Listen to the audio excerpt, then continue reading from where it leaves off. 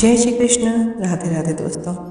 आज हम आपको जो कहानी सुनाने जा रहे हैं उसका शीर्षक है जब श्री राधा रानी बेटी बनकर चूड़ी पहनने आई। यह कहानी है बरसाना की, जहाँ राज राजेश्वरी श्री राधे रानी जी का जन्म हुआ था। बरसाना में श्री राधा जी का एक मंदिर है जिसके पास एक सेठ जी रहा करते थे। सेठ जी बहुत ही संपन्न थे। उनके पास सब कुछ था, आलीशान दुकान, भव्य भवन, 3 बेटे और 3 बहुएं। सेठ जी यूँ तो हर तरीके से साधन संपन्न थे, लेकिन फिर भी उनके मन में बड़ा दुख था। उन्हें हमेशा लगता था कि काश उनकी एक पुत्री भी होती। उन्हें लगता था अगर उनकी एक पुत्री होती तो वे अपने मन से सारी बात अपनी पुत्री को बताते और पुत्री को बहुत दुलार करते। कुछ समय पहले ही सेठ जी की पत्नी का देहांत हो गया था, इसलिए सेठ जी बहुत अकेलापन महसूस करते थे। सेठ जी हमेशा अपने घर के पास स्थित मंदिर में श्री राधा रानी जी के दर्शन करने के लिए जाया करते थे। एक दिन जब सेठ जी मंदिर में श्री राधा जी के दर्शन करने गए, उस दिन मंदिर में एक संत पधारे थे। सेठ जी को कुछ उदास देख संत ने सेठ जी से पूछा, उदास क्यों हो बेटा? सेठ जी बोले, महाराज मेरे कोई बेटी नहीं है, इसलिए मैं उदास हूँ। संत मुस्कुराए और बोले, यदि जीवन में किसी का अभाव है तो उसकी जगह भगवान को बिठा लेना चाहिए। सेठ जी बोले, महाराज मेरे तो कोई बेटी नहीं है, तो मुझे क्या करना चाहिए? संत बोले, अरे सेठ, जब तुम्हें बरसाने का वास मिला है तो तुम बरसाने की बेटी श्री राधा जी को ही अपनी बेटी क्यों नहीं मान लेते? संत जी की ये बात सेठ जी को बहुत पसंद आई। उसी दिन सेठ जी ने श्री राधा जी का एक बड़ा चित्र मंगवाया और उसने अपने कमरे में लगा लिया। अब तो सेठ जी का जीवन ही बदल गया था। वे उठते, बैठते, सोते, जागते श्री राधा जी को अपनी बेटी मानकर उनसे बातें करने लगे। उन्हें अपनी पुत्री को हर बात बताने में बहुत आनंद मिलता था। सेठ जी की राधा जी से ऐसी लगन लगी कि जब भी वह दुकान जाते तो श्री राधा रानी का भोग लगाकर प्रसाद पाकर ही जाते थे।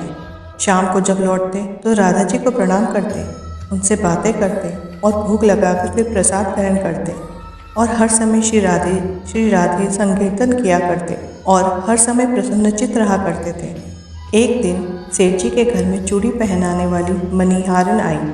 तीनों बहुओं ने बारी बारी से जाकर मणिहारिन से चूड़ियाँ पहन ली। श्री राधे जी को लगा कि आज हमारे पिताजी के घर में चूड़ी पहनाने वाली आई है, तो मैं भी जाकर चूड़ियाँ पहन लेती हूँ। जैसे ही तीनों बहुएं चूड़ियाँ पहन कर गई, श्री राधा जी प्रकट हो गई। मणिहारिन ने जब राधा जी का स्वरूप देखा तो वह उन्हें देखती ही रह गई। राधा जी बोली, मुझे भी चूड़ी पहनाओ। श्री राधा जी चूड़ियाँ पहनकर एक ओट में जाकर अंतर्ध्यान हो गई। सभी को चूड़ियाँ पहनाकर मणिहारिन हमेशा की तरह चूड़ियों का पैसा लेने सेठ जी की दुकान पर चली गई। मणिहारिन को देखते ही सेठ जी बोले, घर पर चूड़ियाँ पहनाने गई थी, ये लो तुम्हारे पैसे। सेठ जी ने मणिहारिन को हर बार की तरह उतने ही पैसे दिए। मणिहारिन बोली, सेठ जी इस बार ज़्यादा पैसे लूँगी। मैंने आपके घर में 3 जनों को नहीं बल्कि 4 जनों को चूड़ियाँ पहनाई हैं। सेठ जी बोले, हमारे घर में 3 बहुओं के अलावा चौथी तो कोई है ही नहीं चूड़ी पहनने वाली। मणिहारिन बोली, यह मैं नहीं जानती, लेकिन मैंने तो चूड़ी 4 को पहनाई है। सेठ जी बोले कि बाकी के पैसे मैं पहले घर जाकर पता करूँगा, उसके बाद दूंगा। मणिहारिन बोली, ठीक है सेठ जी, आप घर में पता कर लीजिएगा। यह कहकर मणिहारिन चली गई। शाम को सेठ जी जब घर आए, उन्होंने घर में मणिहारिन के बारे में पूछा। उनकी बहुओं ने जो कहा कि केवल हम तीनों ने ही चूड़ियाँ पहनी। सेठ जी बोले, मैं भी कहूँ कि चौथा तो कोई है ही नहीं हमारे घर में चूड़ी पहनने वाला। इस प्रकार सेठ जी यह बात भूल गए और अपने नित्य काम में लग गए।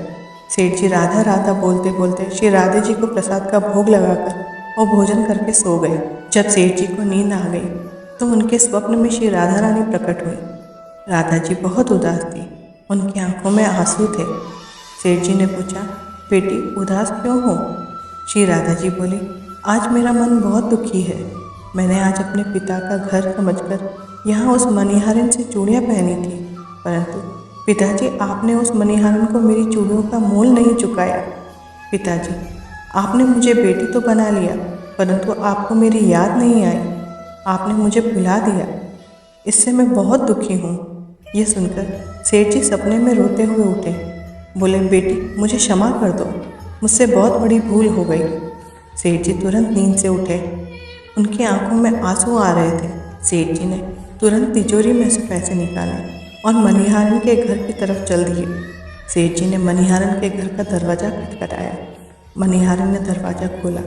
इतनी रात को सेठ जी को अपने घर पर देखकर मनिहारन चौंक गई। सेठ जी के नेत्रों में आंसू भरे थे। सेठ जी बोले, तुम्हारे जैसा बड़भागी कोई नहीं है। मनिहारन बोली, सेठ जी क्या हुआ?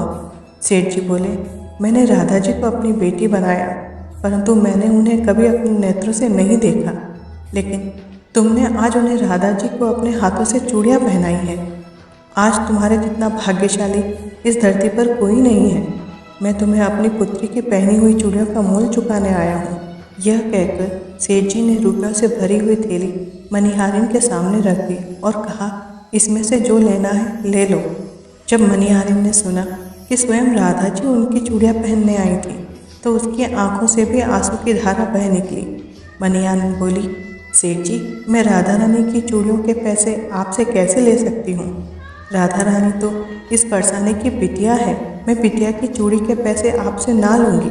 परंतु सेठ जी नहीं माने। सेठ जी ने रुपयों से भरी हुई थैली मनिहारन के घर पर रखी और वहाँ से सीधे श्री राधा रानी के मंदिर में चले गए। उस दिन के बाद सेठ जी ने सब कुछ छोड़कर संन्यास ले लिया और अपना शेष जीवन राधा जी के मंदिर में श्री राधा जी की भक्ति करते हुए दिया। जय श्री कृष्ण। राधे राधे।